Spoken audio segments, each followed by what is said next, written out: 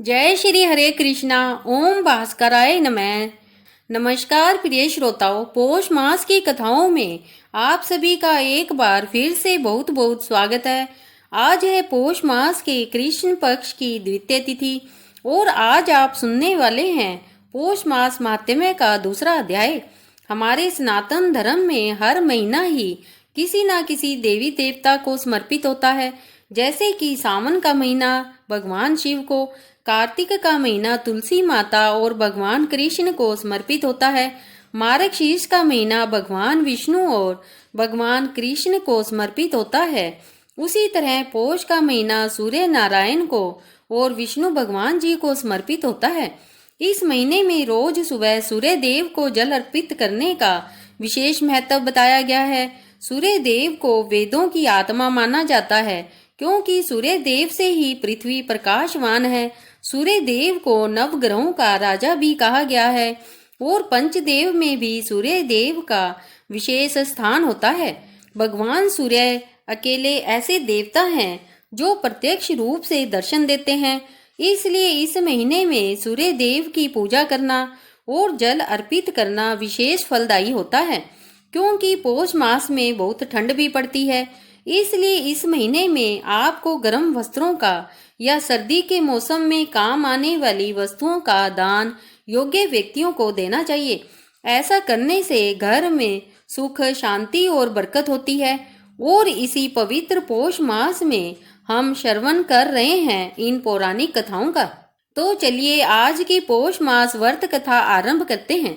इस कथा में हमने पिछली कड़ी में सुना कि किस प्रकार शिव शर्मा नामक ब्राह्मण अपने 5 पुत्रों की पितृभक्ति की परीक्षा कर रहे हैं और उस समय उनके चौथे पुत्र विष्णु शर्मा अपने पिता की आज्ञा से अमृत लेने के लिए स्वर्गलोक में जा रहे हैं। और उस समय देवराज इंद्र उनके मार्ग में अनेक व्यवधान उत्पन्न करते हैं और इससे क्रोधित होकर विष्णु शर्मा एक भयंकर श्राप देने के लिए तैयार हो जाते हैं।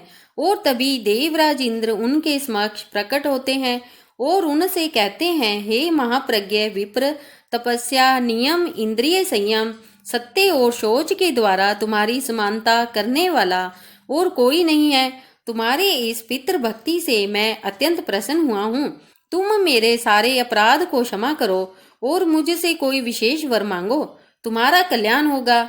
यह सुनकर विष्णु शर्मा ने देवराज से कहा, हे देवराज, आपको महात्मा ब्राह्मणों के तेज का विनाश करने की चेष्टा नहीं करनी चाहिए, क्योंकि यदि श्रेष्ठ ब्राह्मण क्रोध में आ जाए तो वह समस्त पुत्र पौत्रों के साथ अपराधी व्यक्ति का संहार कर सकता है। अगर आप यहाँ पर नहीं आए होते तो मैं अपनी तपस्या के प्रभाव से आपके इस उत्तम राज्य को छीन कर किसी दूसरे को ही दे देता, लेकिन आपके आने से मेरा क्रोध शांत हो गया है। अगर आप मुझे वर देना चाहते हैं तो मुझे अमृत प्रदान कीजिए और साथ ही अपने पिता के चरणों में अविचल भक्ति दीजिए। ब्राह्मण देव की बात सुनकर इंद्र ने प्रसन्न होकर अमृत से भरा घड़ा ला कर दे दिया और वरदान देते हुए कहा, हे विप्रवर, अपने पिता के प्रति तुम्हारे हृदय में सदैव अविचल भक्ति बनी रहे। इस प्रकार कहकर देवराज इंद्र ने ब्राह्मण को विदा किया। ब्राह्मण विष्णु शर्मा अपने पिता के पास आकर बोले, हे तात, मैं इंद्र के यहाँ से अमृत ले आया हूँ, इसका सेवन कर कर आप सदा के लिए निरोगी हो जाइए। शिव शर्मा अपने पुत्र की बात सुनकर अत्यंत संतुष्ट हुए और सभी पुत्रों को बुलाकर कहने लगे, तुम सब लोग पितृभक्ति से युक्त और मेरी आज्ञा के पालक हो, इसलिए प्रसन्नता पूर्वक मुझसे कोई भी वर मांगो। इस भूतल पर जो दुर्लभ वस्तु होगी वह भी तुम्हें मिल जाएगी। यह सब कुछ सुनकर सभी पुत्र एक दूसरे की ओर देखने लगे और फिर उन्होंने उनसे कहा, हे सुव्रत, आपकी कृपा से हमारी माता जो यमलोक को चली गई है वह पुनः जीवित हो जाए। तब शिव शर्मा ब्राह्मण ने कहा, हे पुत्रों, तुम्हारी मरी हुई पुत्र वत्सला माता अभी जीवित होकर हर्ष में भरी हुई यहाँ पर आएगी और उसमें कोई संदेह नहीं है। इतना कहते ही वहां पर पुत्रों की माता हर्ष में भरी हुई वहां पर आ पहुंची और कहने लगी, हे मेरे सौभाग्यशाली पुत्रों, इस संसार में पुण्यात्मा स्त्रियां इसलिए पुण्य साधक पुत्र की इच्छा करती है जिसका कुल के अनुरूप आचरण हो, जो अपने कुल का आधार और माता पिता को तारने वाला हो। ऐसे उत्तम पुत्र को कोई भी स्त्री पुण्य के बिना कैसे पा सकती है। न जाने मैंने कौन कौन से पुण्य किए थे जिनके फलस्वरूप यह धर्म प्राण धर्मात्मा और अत्यंत पुण्य भागी महात्मा मुझे पति रूप में प्राप्त हुए, और मेरे सभी पुत्र पितृ भक्ति में रत है। इससे बढ़कर प्रसन्नता की बात और क्या हो सकती है। संसार में पुण्य के बल से ही उत्तम पुत्र की प्राप्ति होती है। मुझे 5 पुत्र प्राप्त हुए हैं जिनका हृदय विशाल है और जिनमें एक से एक बढ़कर है।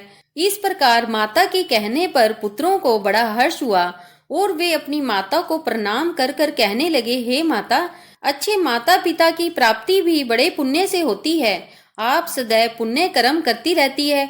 हमारे बड़े भाग्य थे जो आप हमें माता के रूप में मिली, जिनके गर्भ में आकर हम उत्तम पुण्यों से वृद्धि को प्राप्त हुए।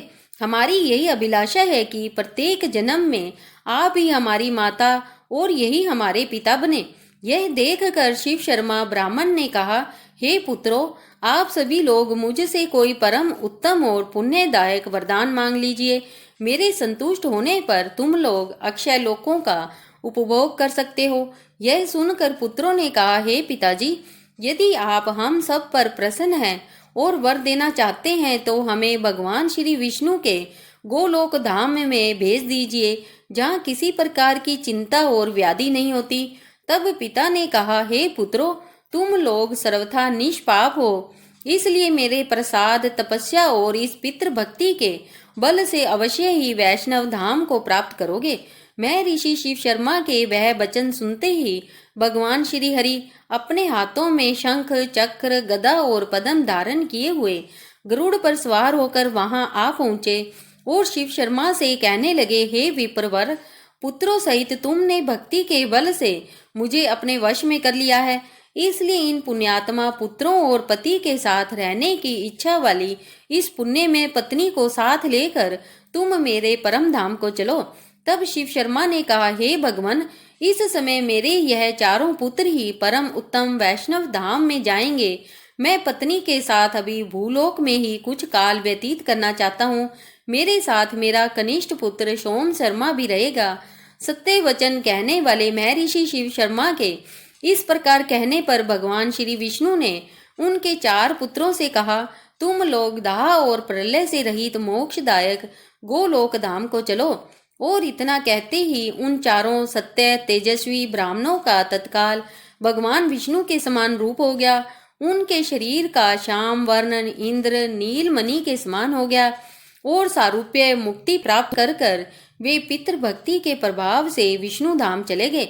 इस प्रकार चारों पुत्र उस धाम में चले गए।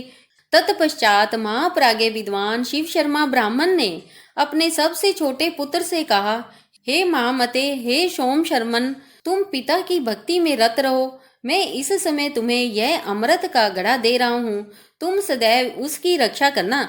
मैं पत्नी के साथ तीर्थ यात्रा करने जाऊंगा। यह सुनकर सोम शर्मा ने कहा, हे पिताश्री, अवश्य ऐसा ही होगा। बुद्धिमान शिव शर्मा सोम शर्मा के हाथ में वह घड़ा देकर वहां से चले गए और 10 वर्षों तक निरंतर तपस्या में लगे रहे। धर्मात्मा सोम शर्मा दिन रात आलस्य छोड़कर उस अमृत कुंभ की रक्षा करते रहे। 10 वर्षों के बाद महायशस्वी शिव शर्मा पुनः लौट कर आए। यह माया का प्रयोग कर कर भार्य सहित कोढ़ी बन गए। जैसे वे स्वयं कुष्ठ रोग से पीड़ित थे, उसी प्रकार उनकी स्त्री भी थी। दोनों ही मांस के पिंड की भांति त्याग देने योग्य दिखाई दे रहे थे। वे धीर चित्त ब्राह्मण महात्मा सोम शर्मा के पास आए। वहां पधारे हुए अपने माता पिता को इस प्रकार दुख से पीड़ित देखकर सोम शर्मा अत्यंत दुखी हो गए। उन्हें दया आई, भक्ति से उनका मस्तक झुक गया। वे उन दोनों के चरणों में गिर पड़े और कहने लगे, पिताजी, मैं दूसरे किसी को ऐसा नहीं देखता जो तपस्या, गुण, समुदाय और उत्तम पुण्य से युक्त होकर भी आपकी समानता कर सके। फिर आपको यह क्या हो गया? समस्त देवता सदैव दास की भांति आपकी आज्ञा के पालन में रत रहते हैं। वे आपके तेज से खींच कर यहाँ आ जाते हैं। फिर किस पाप के कारण आपके शरीर में यह पीड़ा देने वाला रोग हो गया है? कृपया इसका कारण बताइए। यह मेरी माता भी पुण्यवती है, इनके महान पुण्य है। यह पतिव्रत धर्म का पालन करने वाली है, जो रोग और द्वेष का परित्याग कर कर भांति भांति के कर्मों द्वारा अपने पति देव का पूजन करती है। देवताओं की भांति गुरुजनों के प्रति भी जिसके हृदय में आदर का भाव है, वह मेरी माता क्यों इस प्रकार कष्टकारी कुष्ठ रोग का दुख भोग रही है। यह सब सुनकर शिव शर्मा ब्राह्मण ने कहा, हे महाभाग, तुम शोक मत करो, सबको अपने कर्मों का फल भोगना ही पड़ता है। मनुष्य प्राय अपने पाप और पुण्य में कर्मों से युक्त होता है, इसलिए अब तुम हम दोनों रोगियों के घावों को धोकर साफ करो। पिता के यह वचन सुनकर महायशस्वी सोम शर्मा ने कहा, हे पिताजी, आप दोनों ही पुण्य आत्मा है, मैं आपकी अवश्य सेवा करूंगा। माता पिता की सेवा के सिवा मेरा और कर्तव्य ही क्या है। इस प्रकार कहकर सोम शर्मा उन दोनों के दुख से दुखी होते हुए अपने माता पिता की सेवा करने लगे। उनके मल मूत्र और कफ आदि धोते रहे, अपने हाथ से उनके चरण पकड़ते और दबाया करते। उनके रहने और नहाने आदि का प्रबंध भी वे पूर्ण भक्ति के साथ करते। वे अपने दोनों गुरुजनों को कंधे पर बिठाकर तीर्थों में ले जाया करते। वेद के ज्ञाता थे, इसलिए मांगलिक मंत्रों का उच्चारण कर कर दोनों को अपने हाथ से विधि पूर्वक नहलाते और स्वयं भी स्नान करते। फिर पितरों का तर्पण और देवताओं का पूजन करते, स्वयं अग्नि में होम करते और अपने दोनों महागुरु माता पिता को प्रसन्न करते हुए अपने सब कार्य उन्हें बताया करते। प्रतिदिन सैया पर उन्हें सुलाते और उन्हें वस्त्र तथा पुष्प आदि सामग्री निवेदन करते। परम सुगंधित पान लगाकर माता पिता को अर्पित करते और नित्य प्रति उनकी इच्छा के अनुसार फल, मूल, दूध आदि उत्तम भोज्य पदार्थ खाने के लिए देते। इस प्रकार वे सदैव अपने माता पिता को प्रसन्न रखने का प्रयास करते। लेकिन ऐसे में भी पिता शिव शर्मा सोम शर्मा को बुलाकर उन्हें नाना प्रकार के कठोर और कटु वचन कहते, उससे पीड़ित करते और आतुर होकर उन्हें डंडे से पीटते भी थे। यह सब कुछ करने पर भी धर्मात्मा सोम शर्मा कभी भी पिता के ऊपर क्रोध नहीं करते। वे सदैव संतुष्ट रहकर मन, वचन और कर्म से पिता की पूजा किया करते। यह सब कुछ देखकर शिव शर्मा ब्राह्मण ने अपने मन में ही सोचा, मेरा पुत्र सोम शर्मा मेरी सेवा में अधिक अनुरागी है और इसीलिए समय आने पर मैंने इसके तप की परीक्षा की है। लेकिन फिर भी मेरा पुत्र भक्ति भाव और सत्यपूर्ण बर्ताव से भ्रष्ट नहीं हो रहा है। निंदा करने पर, मारने पर भी वह सदा मीठे वचन बोलता है। इस प्रकार मेरा बुद्धिमान पुत्र दुष्कर सदाचार का पालन कर रहा है। अब मैं भगवान श्री विष्णु के प्रसाद से इसके दुख दूर कर दूंगा।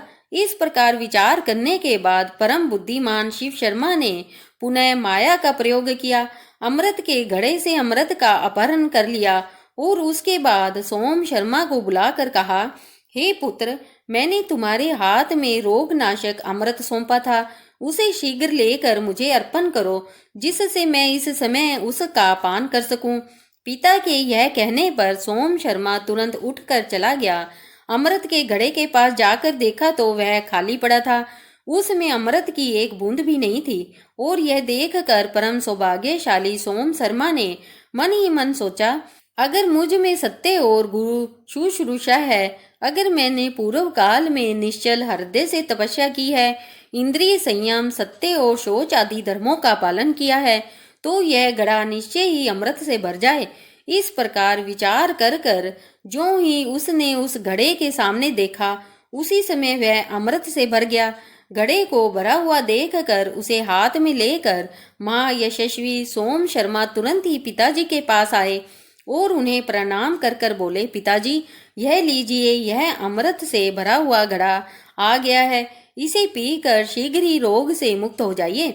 अपने पुत्र के ऐसे पुण्य में और धर्म युक्त वचन सुनकर शिव शर्मा को अत्यंत हर्ष हुआ और उन्होंने कहा, हे पुत्र, आज मैं तुम्हारी तपस्या, इंद्रिय संयम, शौच, गुरु शुश्रूषा भक्ति भाव से विशेष संतुष्ट हूँ, इसलिए अब मैं इस विकृत रूप का त्याग करता हूँ। ऐसा कहकर ब्राह्मण शिव शर्मा ने अपनी पत्नी के साथ अपने पुत्र को पहले वाले स्वरूप में दर्शन दिए। सोम शर्मा अपने माता पिता को पहले जैसे रूप में देखकर अत्यंत हर्षित हो गया। सोम शर्मा ने बड़ी भक्ति के साथ उन महात्माओं के चरणों में मस्तक झुकाया और फिर वे दोनों पति पत्नी पुत्र से बातचीत कर कर अत्यंत प्रसन्न हुए। तत्पश्चात धर्मात्मा ब्राह्मण भगवान श्री विष्णु की कृपा से अपनी पत्नी को साथ लेकर विष्णु धाम चले गए और वहां उन्होंने दुर्लभ पद को प्राप्त किया। तो यह थी आज की हमारी पौष मास की विशेष कथा, जिसमें भगवान श्री नारायण की कृपा से और पितृभक्ति के प्रभाव से सोम शर्मा ब्राह्मण ने परम उच्च गति को प्राप्त किया। प्रिय भक्तों, हमें विश्वास है कि आज की यह पौष मास कथा आपके हृदय को जरूर स्पर्श कर गई होगी। यदि आपने इसमें दिव्यता अनुभव की हो तो कृपया इसे अपने मित्रों और परिवारजनों तक अवश्य पहुंचाएं। धर्म का ज्ञान जितना बांटा जाए उतना ही बढ़ता है। वीडियो को लाइक करना ना भूलें और इस पावन मास की आगे आने वाली दिव्य कथाएं समय पर सुनते रहने के लिए हमारे इस चैनल त्योहार गाइड को सब्सक्राइब कर बेल आइकन अवश्य दबाइए, ताकि हर नई कथा का प्रकाश सबसे पहले आपके द्वार पहुंचे। हम शीघ्र ही पौष मास कथा श्रृंखला की अगली कड़ी लेकर फिर उपस्थित होंगे। तब तक भगवान सूर्य नारायण और श्री हरि विष्णु की कृपा आप सभी पर बनी रहे। हरे कृष्णा हरे कृष्णा हरे कृष्णा।